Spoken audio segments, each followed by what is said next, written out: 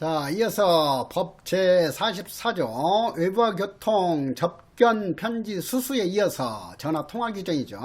자, 전화통화는 강조했듯이 이것은 권리로서 보장되어 있지가 않다. 그렇기 때문에 접견, 편지, 수수와는 달리 소장의 허가를 받아 교정시설 외부에 있는 사람과 전화통화를 할 수 있다. 이렇게 되어 있죠. 그렇지. 이것도 편지와 같이 소장의 허가를 받아 다른 사람과 전화통화를 할 수 있다가 아니죠. 그래서 그 점 주의하도록 하고요. 그 다음에 2항 이 전화통화 허가에는 통화 내용이 청취 또는 녹음을 조건으로 붙여야 한다가 아니죠.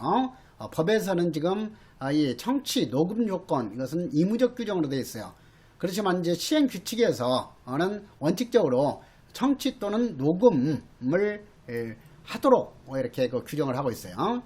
그래서 이것은 이제 법에서는 여유 있게 청취 또는 녹음을 조건으로 붙일 수 있다라고 되어 있지, 청취 또는 녹음을 조건으로 붙여야 한다가 아니라는 거. 그리고 이 시행 규칙에 있어서는 구체적으로 원칙적으로는 청취 녹음을 조건으로 하도록 내용을 규정하고 있다 하는 것을 좀 구분해서 알아둘 필요가 있어요. 그래서 이런 건 이제 출제할 때는 형의 집행 및 수용자의 처우에 관한 법률상 이렇게 해가지고 출제를 했을 때 이것이 이제 청취 또는 녹음을 조건으로 붙여야 한다. 이렇게 바꾸는 문제로 출제가 될 수 있죠. 그래서 앞으로 그 시험에 있어서도 형의 집행 및 수용자의 처우에 관한 법령상으로 했다면은 법률에 규정되어 있건 시행령에 규정되어 있건 시행 규칙에 규정되어 있건 다 맞는 내용이 되는 거야. 형의 집행 및 수용자의 처우에 관한 법령상으로 했으니까. 근데 설문에서 이제 형의 집행 및 수용자의 처우에 관한 법률상으로 한정시켰다 하게 되면은 법률 규정이 아니라 시행령이나 시행 규칙에 들어있는 내용, 이것도 그 문제에서는 틀린 선지 내용이 되는 거야. 왜? 선지 내용이 형의 집행 및 수용자 처우에 관한 법률상으로 한정시켰기 때문에요. 그래서 이런 문제들도 이제 난도가 매우 높은 문제 유형이야. 이렇게 이 두리뭉실하게 전체적으로 현행 법령상 오르고 출제한 것인지, 아니면 어떤 딱 제안해가지고 어떤 거 법률로 제안해가지고 어떤 법률상으로 이렇게 출제한 것인지, 이런 것은 항상 좀 그런 세부적인 내용도 파악하는 훈련이 좀 필요해요. 그 다음에 아까 강조했듯이 접견 중지 사유는 전화통화 중지 사유에도 해당이 된다 하는 거. 그 다음에 이 통화 내용을 청취 또는 녹음하려면 사전에 역시 수용자 및 상대방에게 그 사실을 알려줘야 한다. 접견할 때 이제 이 녹화하는 경우에 사전에 수용자 및 그 상대방에게 그 사실을 알려주도록 하고 있잖아요.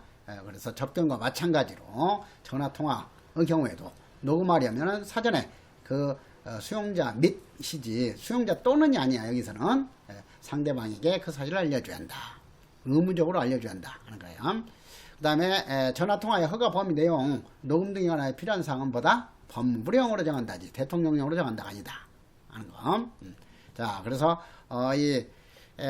지금 그 접견과 편지 수수는 이 기본권으로까지 보장되어 있는 사항이기 때문에 좀 더 제한이라든가 구체적인 내용을 품격이 높은 상위 법령인 대통령령으로 규정하도록 하고 있는 거고, 그 다음에 전화통화는 권리로서 보장되어 있는 사항이 아니기 때문에 그보다 이제 이 법령 위치가 낮은 이 법무부령으로 규정하도록 하는 거예요. 법무부령.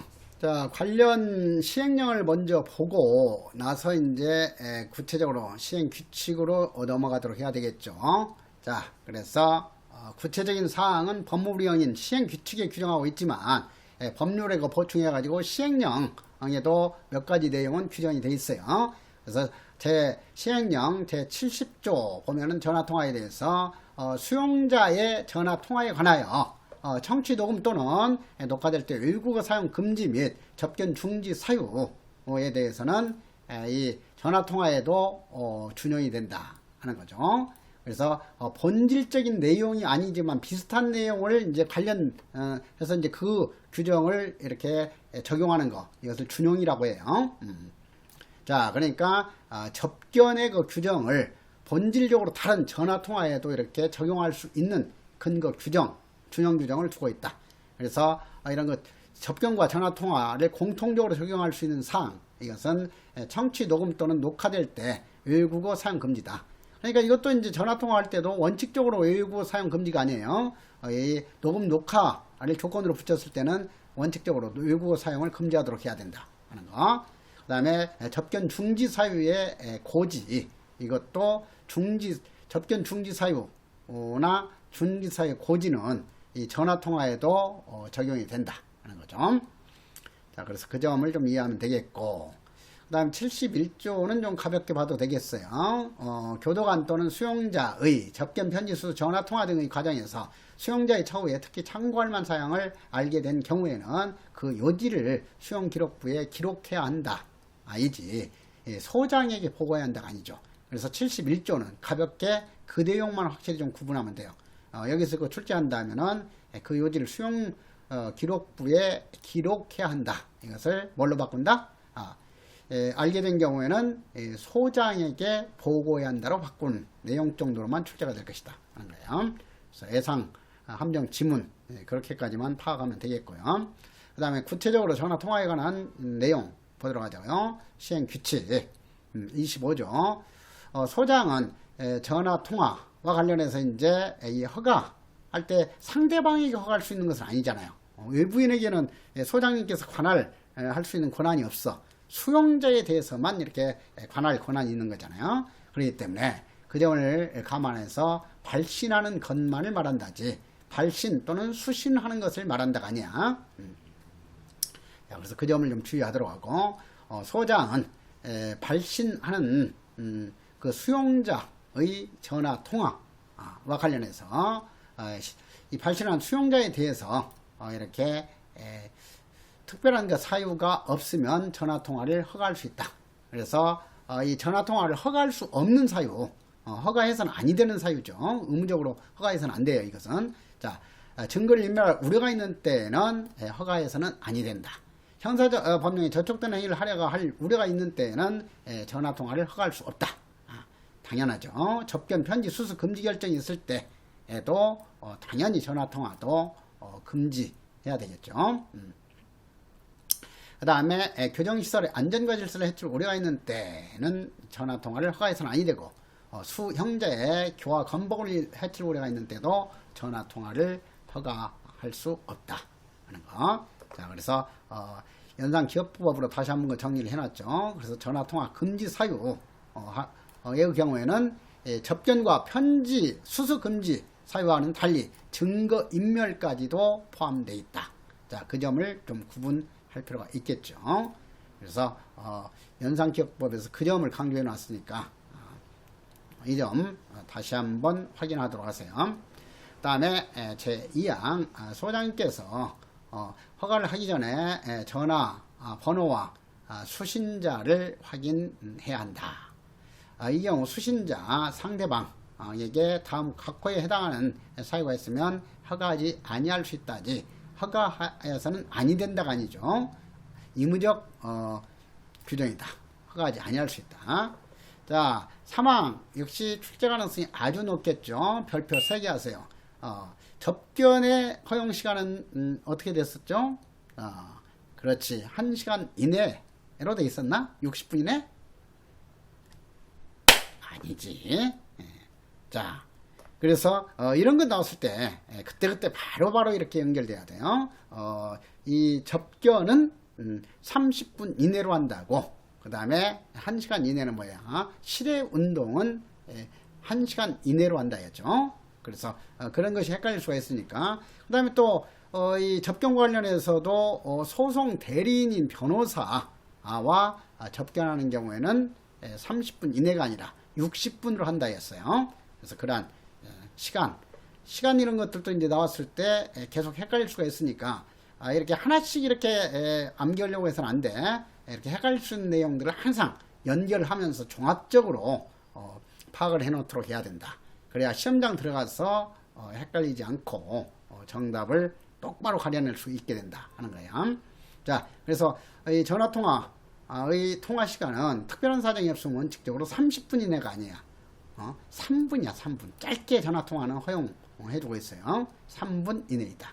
그래서 뭐 5분, 10분이라든가 30분 같은 경우는 이제 살며시 공짜 하나 붙여가지고 이 접견 시간하고 헷갈리도록 하기 위해서 좀 교활한 출제자가 출제해놓은 그런 그 문제에서는 30분으로 바꿀 가능성이 많아요. 자, 그 점 주의하고. 그 다음에 또 항상 숫자만 가지고 아주 더욱더 교활한 거 출제자 같으면 어때요? 3분 맞게 해주면서 이내를 이상으로 이렇게 바꿔버리죠. 그래서 이런 것까지는 항상 주의하도록 해야 된다 하는 거예요.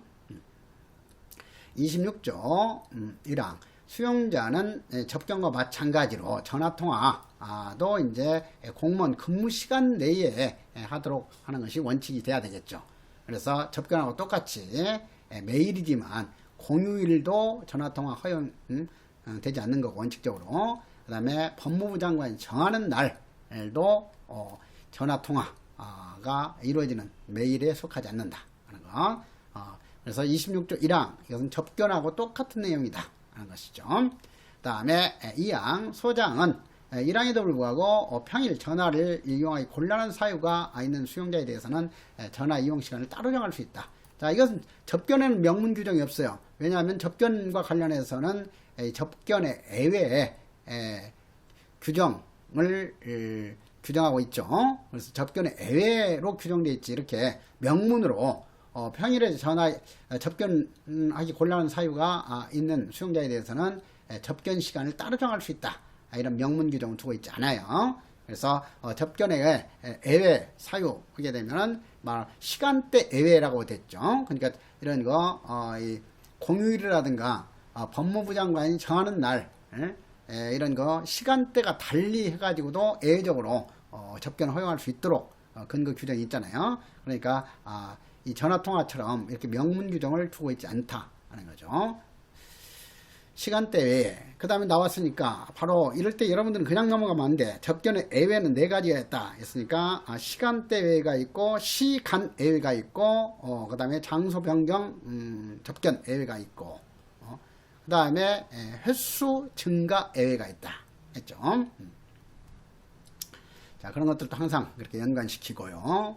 27조 통화가의 취소 같은 경우 불이익을 주는 거 보장하는 것이 아닌 경우에는 항상 어떻다 그랬어요? 의무적 규정으로 되어 있지 필요적 규정으로 되어 있는 경우는 거의 없다 하는 거예요. 그래서 어떤 그 불이익을 주는 조치와 관련해서 취소해야 한다.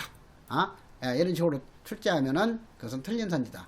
자, 이것도 종합적으로 내가 이 암기사항을 대폭 줄여줄게요. 앞으로 형사정책 관련 규정이 아니라 교정학 관련 조문에서 취소해야 한다 나오면 무조건 X예요. 취소할 수 있다가 다 원칙 규정이지 취소해야 한다라고 규정되어 있는 것은 전혀 없어. 교정 관련 법령에서는. 나중에 이제 형사정책 관련 법령에서는 필요적 취소 규정이 있어요. 그렇지만은 교정 관련 법령은 어때요? 그냥 출제됐다. 교정 관련 법령에서 취소해야 한다 이렇게 들어있는 선지 있으면 무조건 그게 틀린 선지다. 이렇게 알아두면 돼. 그러니까 일일이 구체적으로 암기하지 않는다 하더라도 그 점만 알고 있으면 득점은 쉽게 할 수 있어요. 자, 그래서 통화 허가 취소에 있어서도 당연히 취소할 수 있다이지 취소해야 한다 아니고 그다음 그래서 통화의 그 취소 사유 이것도 이제 논리적으로도 이해할 수 있죠. 수용자 또는 수신자가 전화통화 내용의 청취 도금을 동의하지 아니한 때에는 취소할 수 있다.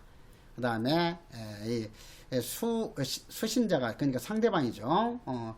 수신자가 수용자와의 관계 등에 대해서 이제 확인 요청에 따르지 아니하거나 어떤 관계인지 이런 걸 밝히지 않는 경우라든가 아니면 거짓 사실로 이렇게 대답할 때 가족이 아닌데 가족인 것처럼 이렇게 속인다든지 이런 거 사실이 밝혀진 때에는 취소할 수 있다. 자, 이런 거 사실이 밝혀진 경우에도 취소해야 한다가 아니에요. 그래서 이제 수신자가 수용자와의 관계 등에 대한 요청 확인을 따르지 아니하거나 거짓으로 대답한 때는 전화통화의 허가를 취소해야 한다. 이렇게 하게 되면 아차하면 이런 사례형 문제로 출제했을 때 잘 속아요. 아무튼 교정 관련 법령에 있어서 취소해야 한다 나오면 무조건 X다. 이렇게 알아두면 되겠고. 그 다음에 전화통화 허가 후에 다음 각호에 어느 하나에 해당하는 사유가 발견되었거나 발생하였을 때도 취소할 수 있다이다. 그 다음에 28조 이 법에서는 이 청취 녹음이 의무적 조건으로 규정하고 있었지만 시행 규칙에 있어서는 원칙적인 청취 녹음을 전제로 해서 규정하고 있다 했잖아요. 자, 그 내용이야 이게. 자, 보면 소장은 다음 이란 각과의 어느 하나에 해당하지 아니한다고 명백히 인정되는 경우가 아니라면은 통화 내용을 청취하거나 녹음한다죠. 그러니까 원칙적으로 녹음하도록 하고 있어요. 그러니까 이제 뭐 증거인멸에 우려가 없다라든가 이런 거 사실이 명백하게 인정된 경우가 아니면, 그러니까 명백하게 인정된 경우 아니면 이것은 현실적으로는 그거 없어요. 이것은 다 어떤 위험성을 안고 있잖아요. 자, 그러니까 이 전화 통화는 원래 권리로서 보장된 것도 아니고 하기 때문에 이 통화 내용 청취 녹음할 때 시행 규칙상으로는 원칙적으로 통화 내용을 청취하거나 녹음하도록 하고 있다 하는 거.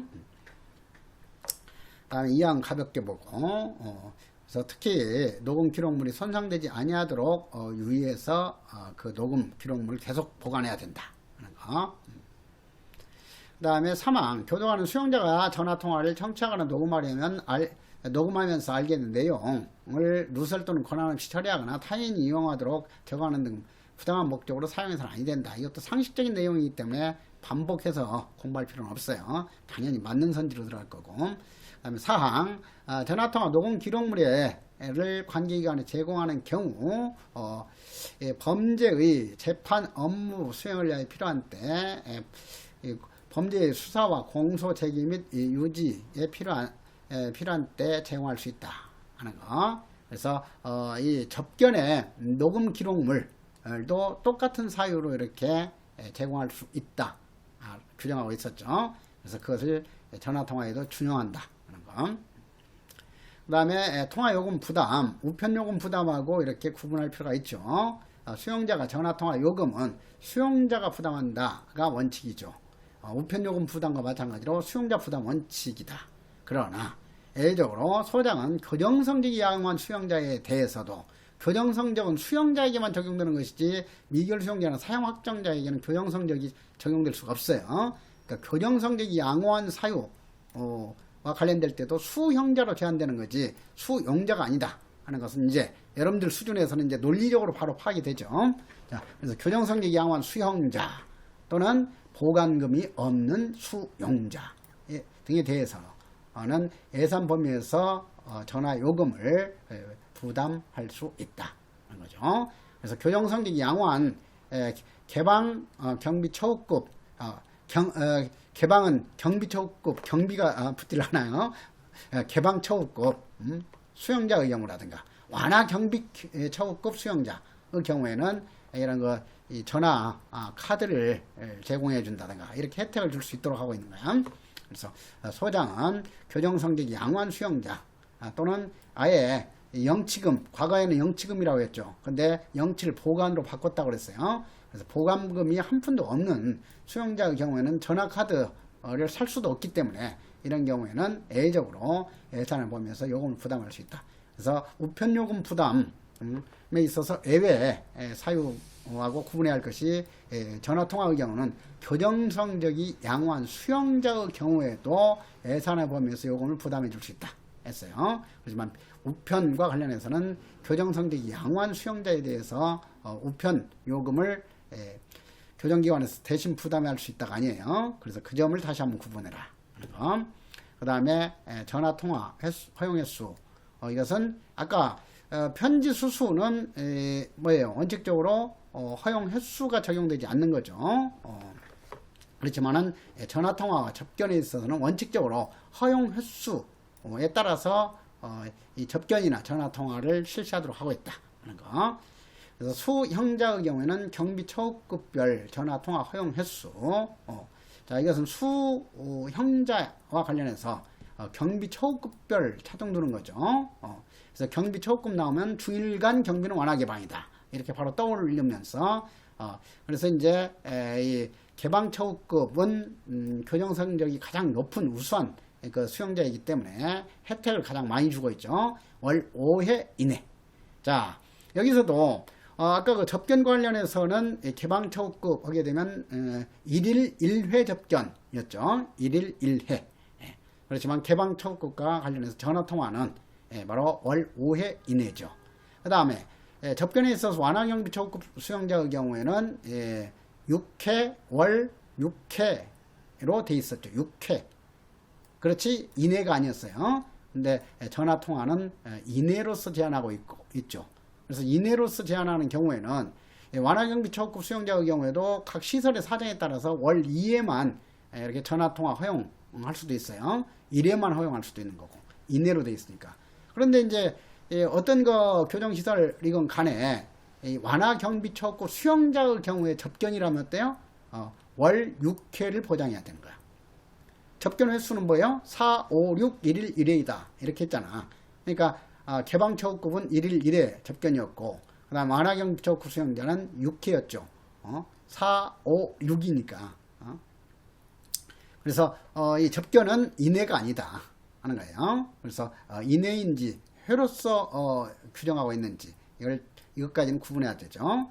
그 다음에 이제 이 접견의 경우에는 중경비처우급 수용자하고 일반경비처우급 수용자를 구분해 놓고 있잖아요. 그래서 중경비처우급 수용자는 수용자에게 기본적으로 이렇게 보장되어 있는 접견 횟수 4회만 허용하는 것이지 어떤 그 혜택도 주질 않아요. 그래서 접견 횟수는 4, 5, 6, 1일 1회이다. 그래서 중경비처우급 수용자보다 한 단계 위에 있는 그 수용자가 바로 일반경비처우급 수용자죠. 그러니까 일반경비처우급 수용자는 접견 횟수도 1회 더 추가해서 혜택을 주고 있어요. 4, 5에서 5회죠. 그런데 여기 전화통화의 경우에는 일반급과 중경비처우급 모두 원칙적으로 전화통화 허용해 주지 않아요. 처우상 특히 필요한 경우에만 월 2회 이내로 허용해 줄 수 있도록 하고 있죠. 월 2회 이내. 그래서 이것도 뒤에 저기 제 90조에서 전화통화 허용 횟수 이것도 이 암기법을 규정을 해놓고 있어요. 자, 그래서 이 전화통화 허용 횟수는 2, 3, 5회 이내이다. 이렇게 기억하도록 되어 있죠. 그래서 일반경비처우급과 중경비처우급 수용자는 원칙적으로 전화통화는 허용할 수 없고 특일 중이죠. 이것은 특히 필요한 경우, 처우상 특히 필요한 경우를 특이라고 붙여서 암기 문장을 만든 거야. 그래서 처우상 특히 필요한 경우에는 2회 이내로 전화통화를 허용해 줄 수 있다. 그러니까 이 전화통화 허용 횟수는 2, 3, 5회 이내이고 그 다음에 개방 완화에게는 원칙적으로 적용되지만은 이 일반급과 중경비처우급은 특히 필요한 경우에만 예외적으로 인정된다. 특일 중이다 하는 거죠. 전화통화 허용은 개방 완화 특일 중이다. 이렇게 기억하도록 또 뒤에 암기 문장을 정리해 놨어요. 그 다음에 이제 이 전화통화 허용 횟수를 늘릴 수 있는 것도 원칙적으로 이제 전화통화를 허용해 줄 수 있는 완화경비처우급과 개방처우급에 한해서만 이렇게 전화통화 허용 횟수를 늘려줄 수 있는 것이지 예외적으로 특히 처우상 특히 필요한 경우에 한해서만 허용해 주는 일반급과 중경비처우급은 월 2회 이내를 벗어나서는 절대로 허가해 줄 수 없어요. 자, 그래서 그 점 이해하고 그 다음에 전화통화도 접견과 마찬가지로 원칙적으로 1일 1회만 허용하는 것이 원칙이다. 다만 차후상 특히 필요한 경우에는 1일 2회로도 허용해 줄 수는 있다 하는 거죠. 자, 그래서 지금 전화통화와 관련해서 뒤에 이제 그 미결 수용자나 사용 확장자까지 한다면은 지금 미결 수용자에 대해서는 허용 횟수에 관한 명문 규정이 없어요. 그래서 그 점 여기 그 정리를 해놨죠. 현재 우리나라에 있어서 수용자뿐만 아니라 미결 수용자나 사용 확장자든 정음 수용자를 대상으로 해서 소장 수용 목적 달성에 지장을 주지 아니하는 범위 내에서 필요하다고 인정하는 경우에는 외부의 전화통화를 허가할 수 있다죠. 미결 수용자에 대해서도 허용할 수는 있어요. 그렇지만은 명문으로 미결 수용자에 대한 전화통화 허용 횟수에 대해서는 규정이 없다 하는 거죠. 근데 이제 그 사용 확정자에 대해서는 완화경비 촉구 수용자와 마찬가지로 사용 확정자에 대해서는 3회 이내로 허가할 수 있다는 명문 규정이 있죠. 자, 그래서 그 점을 좀 주의하도록 하고. 그래서 여기 현행 법령에서 미결 수용자에 대해서는 전화통화 허용 횟수를 명문으로 규정하고 있지는 않다 하는 거. 자, 그래서 그 설명의 의미를 여기 읽으면서 다시 한번 확인하도록 하세요. 뭐 3은 그냥 현실적으로 어떻게 지금 전화 통화가 이루어지고 있는지 하는 것을 설명해 놓은 거였죠. 뭐 3 같은 경우는 시험에가 출제될 내용은 아니에요. 그냥 가볍게 한번 상식적으로 알아두시면 되겠고요. 이렇게 해서 일부와의 교통까지 마치게 됐죠. 자, 이런 것들도 계속 내가 강조하지만 단원별 OX 핵심 문제는 그때그때 미루지 말고 확실하게 다시 한번 다져놓도록 해라. 자, 그래서 강의를 통해서 공부한 후에 좀 생생한 그런 그 기억력이 있을 때 다시 한번 반복하는 것이 훨씬 더 장기적인 기억 효과를 높일 수 있는 방법이에요. 뭐 거의 잊혀진 듯 했을 때 새롭게 다시 한번 복습하고 이런 것은 효과가 훨씬 더 떨어지죠. 그러니까 가능하면은 그날 공부한 내용은 바로 이어가지고 다시 한번 복습으로 다져놓도록 해라 하는 것을 당부드리고 싶어요. 수고 많았어요.